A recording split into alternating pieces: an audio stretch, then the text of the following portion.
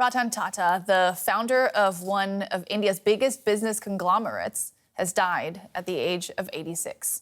Thousands gathered in Mumbai to pay their respects. Tata was described by India's Prime Minister as a visionary business leader and philanthropist. He leaves a legacy of pioneering work in Indian aviation.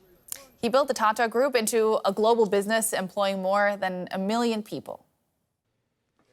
This is Ratan Tata, the man credited with transforming his great-grandfather's Tata Group into a global conglomerate, with business interests in steel, power utilities, machinery, tourism, and consumer products, among others.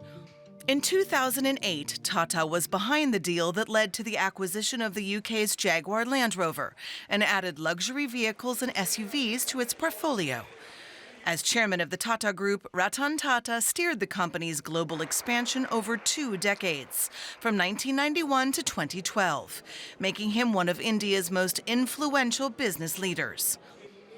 Founded 150 years ago, Tata Group is a part of India's history. Take Air India, founded by Ratan Tata's uncle. The Indian government took it over in 1953. But the airline became a Tata venture once again after being privatized in 2022. Today, Tata has the biggest brand value of any Indian company, at nearly $29 billion. That is more than double the company coming in second place. So it's no surprise that it is one of India's most ubiquitous brands. And Ratan Tata played a big role in turning it into a global company.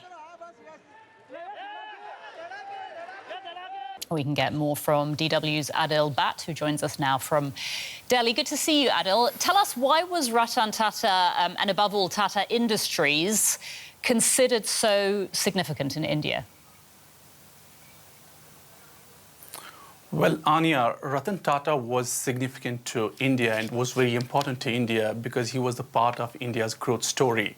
And that growth story started in 1991 when India started opening up its economy from a protectionist economy to open economy, which we call in India liberalization of Indian economy. And Ratan Tata was at the forefront of this story, of the liberalization story. He was the guy who was leading at that time, and it's because of him, his company, which was that time local, it took leaps and became a multinational company.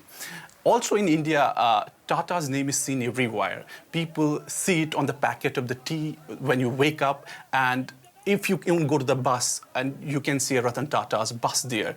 If you go to the hotel, you can find Ratan Tata's hotel there. So some way, like, people were interacting with Ratan Tata indirectly by seeing his products, manufacturing goods. So somehow, when he passed yesterday, people felt that something is missing among them. So he always believed that India's ambition should be global, not local. His companies also made some important acquisitions that made Ratan Tata very famous also. One acquisition was with a British tea company, and other one was with the Jaguar Land Rover. So Ratan Tata is not only a businessman, we have to understand him other side of it. He was a well-known philanthropist in India who contributed India's growth story. He contributed money to a lot of institutions in building cancer institutions. He developed in one of the famous institutions in Bombay, which is known as Tata Institute of Social Science, another famous institution known as TIFR. So Ratan Tata was known for his philanthropy. That's what people in India right now, if you go through social media posts, they kind of miss him and admire him because he was not only a businessman. The other side of Ratan Tata, which was a compassionate human being, a decent human being, that's really admirable by the Indians who miss him dearly. Yeah, I can imagine. And you say that people miss him. I mean, how are people reacting to his death? What are they saying? Well, the nation is paying tribute to Ratan Tata, and we see like his body has been kept at one part of Bombay where hundreds and sometimes like it's more than 1,000 people have come since morning. They're paying tributes to him. It's kept in the open area in one of the parts of the Bombay, and they're paying. Prime Minister Modi even said, he said that Ratan Tata as a visionary leader and a compassionate and extraordinary human being. Google CEO also commented, said Ratan Tata left behind an extraordinary businesses and philanthropic legacy. Even opposition leader Rahul Gandhi, he also said he has left a lasting mark on both businesses and philanthropy. And it's not only that common people used to relate with Ratan Tata. So what happened, like, when I was checking social media to get the reactions, how people are reacting to it, there were like one section of people who saw who highlighted that Ratan Tata's love for dogs, stray dogs. He used to go on the streets of Bombay where he used to spend a lot of time with the dogs. And they already see that this is the man who was not only a businessman, but he had a compassionate side. And people are commenting about it, that Ratan Tata is not only a leader, but he was a visionary and a compassionate businessman. Obviously a man who had a very positive effect on India and its people. DW correspondent Adil Bhat, thank you so much for that. Let's bring in Peter Casey. He's an Irish entrepreneur and he also wrote a book about the history of the Tata Group. Welcome to DW, Peter. It's a pleasure having you on the show. You've described Ratan Tata as a friend and mentor. What personal impressions of Ratan Tata can you share with us? You know, his warmth and his humility. The first time I met Ratan, he was walking across the foyer in the Taj Mahal in Mumbai. And I'd always wanted to see him, so I just went up and I said, Mr. Tata, Peter Casey, how are you? He said, "Oh, nice to meet you, Peter." And that's how I said, "I'm actually writing a little book about Tata." And he said, he said, "Well, let's have a coffee." And it was that easy to connect with, that easy a person to talk to. I was fortunate. I have probably about 60 hours of recorded time with him. He's just an amazing man. And not many people realize Tata, by the way, the numbers that you gave earlier were incorrect. TCS alone, one of the 27 publicly traded companies in the Tata Group, employs over 650,000 people.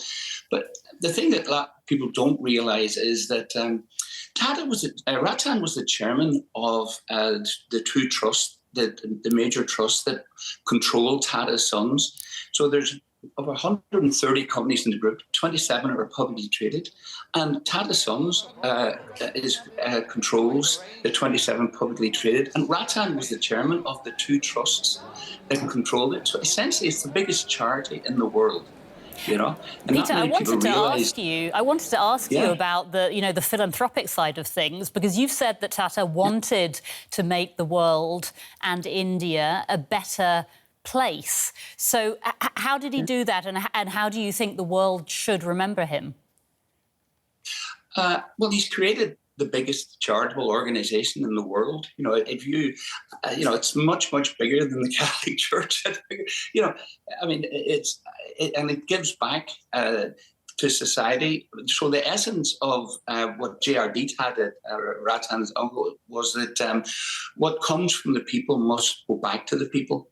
So that's the embodiment of the whole Tata philosophy.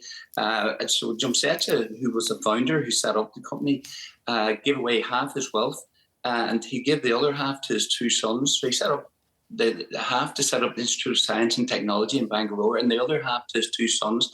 And they didn't have children, so they left their wealth to the trusts. And the trusts now control, Tata Motors, Tata Steel, Tata Power, TCS. So it's one of the best kept secrets. You don't realize when you buy a Jaguar car that you're actually contributing to charity. Mm-hmm. So it really is. And Ratan was very active, even when he stepped down at the 75. He very, very active in the trusts. And the trust, it basically fund so much medical research, hospitals, education. All around India. And obviously they sponsor, of course, TCS sponsored the marathons, which are huge charitable generators. If I can ask you, Tata had a vision for India, didn't he? What do you think he would want for the country in the next 50 or 100 years? It's a great question. He sees India as being a major global player, but he also, more importantly, he really focused on growing Tata and the charitable ventures that Tata was into, and it really is breathtaking what he was able to do. when TCS is now a $30 billion company employing 650,000, that's just one of the 29 companies that's under the Tata Sons umbrella. So I think he sees India, leading the way in driving philanthropy. Because it is now the biggest charitable organisation essentially in the world. It's such a refreshing in this day of corporate greed, and to see a company like Tata and run along the Tata principles. And Ratan sort of developed the Tata Code of Conduct and Ethics that every Tata employee has to sign up for. So ethics is a very big part of what Tata is about and what Ratan is about. Peter Casey, author of a book about the history of the Tata Group. Peter, it's been a pleasure having you on the programme. Thank you so much. Thank you very much. Thank you.